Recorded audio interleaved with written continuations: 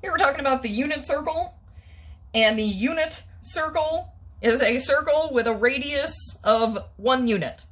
So this is a circle that's graphed on a coordinate plane, just kind of zoomed in. This is 0, 0, the coordinate, and then this radius is 1 unit. So this has a radius of 1. All right, so what the unit circle does is it breaks down a circle into certain special angles. There are angles that are 30 degrees, 45 degrees, or 60-degree multiples, and it labels those values on the circle for us to find the sine and cosine. So this is a radius of 1, and then this first angle is 30 degrees off the axis. This one is 45. This one is 60. So like this is a 60-degree angle.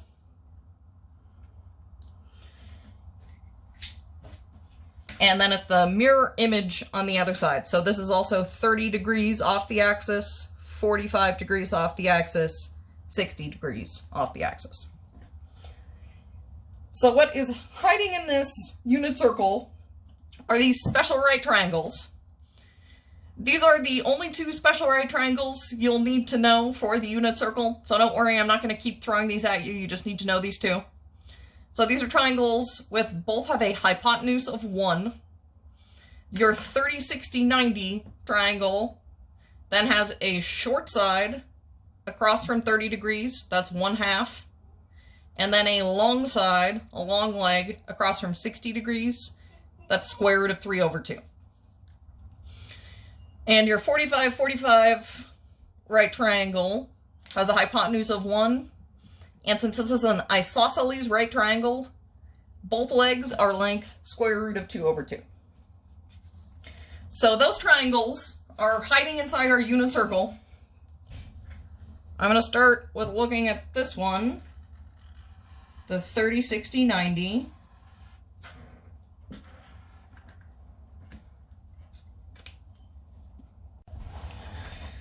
The 30, 60, 90 right triangle fits right here at this 30-degree angle. So that's where this is 30 degrees. And then I'm going to make this little triangle straight down. Right.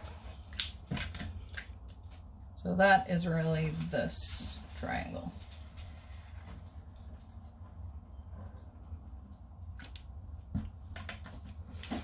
All right, so this is our 30-degree angle. And then I'm going to label the lengths of these sides. Across from 30 degrees, this side length is 1/2.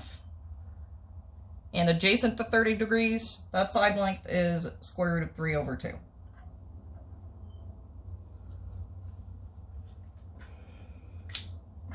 All right, so then let's look at a couple of things. Let's find like the sine and cosine of this.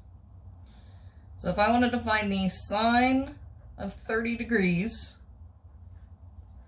that would be the opposite side over the hypotenuse. I should label our hypotenuse as 1. So the sine of 30 is the opposite side over the hypotenuse. So that's 1/2 over 1, which is just 1/2.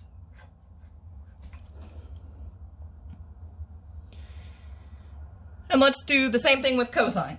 So your cosine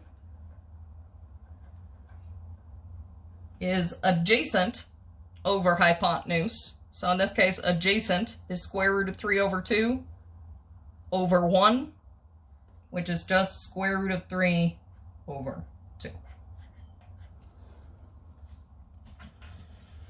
All right, so the sine of 30 degrees was 1/2, and the cosine is square root of 3/2. It turns out those are also the coordinates of this point on the outside of the circle.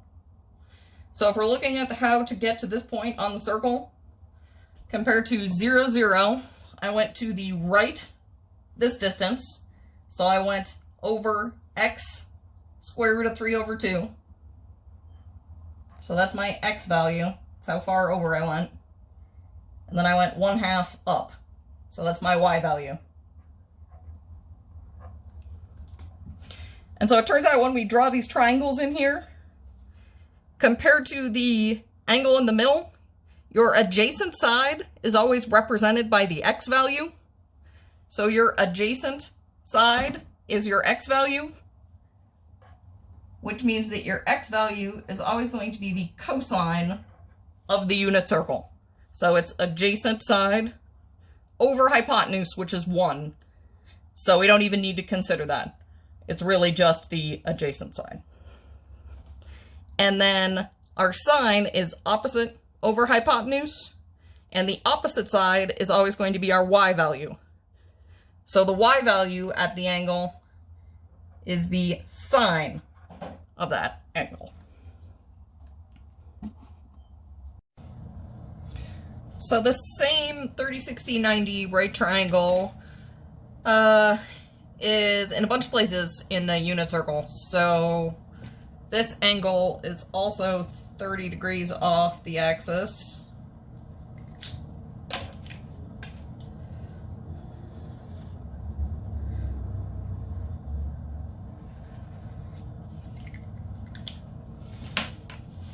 But now when we're thinking about this point here, I want to think about this in relation to 0, 0. So now instead of having on to the right square root of 3 over 2, I went to the left square root of 3 over 2. So I would call that x coordinate, since it's left of 0. This is square root of 3 over 2. But since we went to the left of 0, it's going to be negative. Your y value, however, is still positive. Across from 30 degrees is positive 1/2. And we went above the axis, so that's a positive 1/2.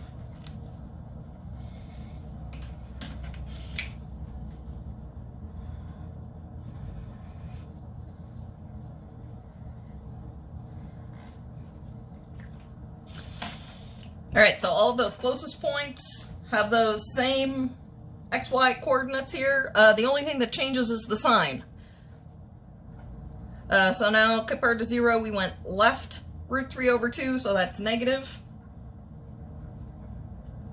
And then down 1/2, so that is also negative. So just like everything in the third quadrant is left and down, it's negative and negative.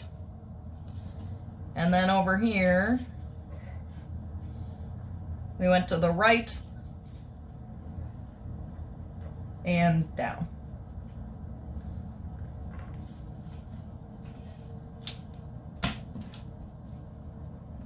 All right, same thing with the 45-degree angles. Those are the ones in the middle.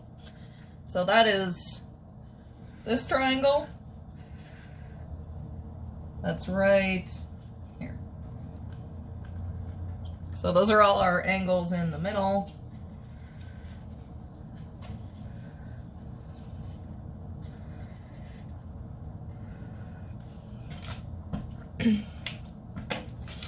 So that point is root 2 over 2, root 2 over 2. Both sides are the same. Square root of 2 over 2 over, square root of 2 over 2 up. So those are these side lengths. Root 2 over 2 on the bottom, root 2 over 2 on the side. So that's my x and y coordinates. Okay, so then same thing on the other side, except just like this one, we're left of 0, so I'm going to have a negative x coordinate and a positive y coordinate. So this quadrant, everything is positive. This quadrant, you have a negative x and a positive y. Down here, we're negative, negative. And over here, we are positive, negative.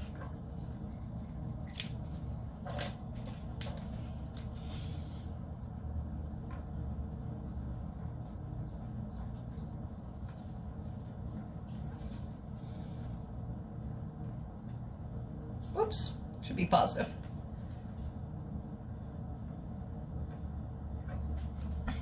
All right, and then the final triangle that's in here is this same 30, 60, 90 triangle, except it's standing up. So this time our 30, 60, 90 has the 60-degree angle there, and it's standing up like that. So this time, the short side is our x-coordinate. So our x-coordinate is the 1/2, and the long side is your square root of 3/2.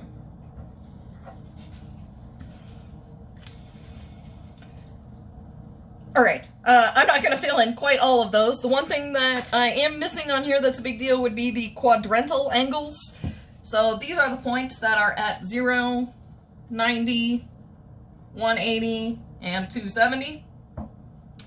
And so that, we can just use the fact that this circle has a radius of 1. So at this point, if this is 0, 0, radius of 1, I went 1 to the right, so that x-coordinate is 1. And then up and down, nothing, so 1, 0.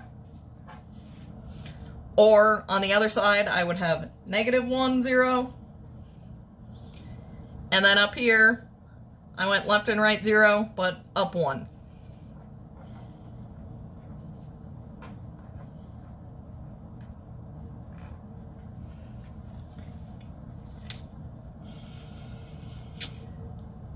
All right, next we will look at a filled out unit circle. Hopefully that gave you an idea of where these things come from, where all these numbers are coming from. And also why our, this is an important part, remember the cosine here is always our x value, and the sine is always the y value. So I'll talk about that a little bit more here in just a minute.